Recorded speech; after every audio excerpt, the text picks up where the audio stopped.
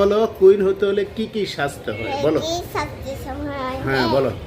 Lipstick দিব, lipstick দিব। Lipstick দিব। হ্যাঁ হ্যাঁ লিপস্টিক দিব। আর কি? এই যে মেকআপ করতে হবে গালে, খাস মেকআপ দিতে হবে।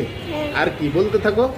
চুল কাট করতে হবে না, হ্যাঁ কোন ড্রেস পরে চুল কাটতে হবে সামনে তাহলে থেকে। যে পোতা পুতে হয়ে যাবে, আর কি?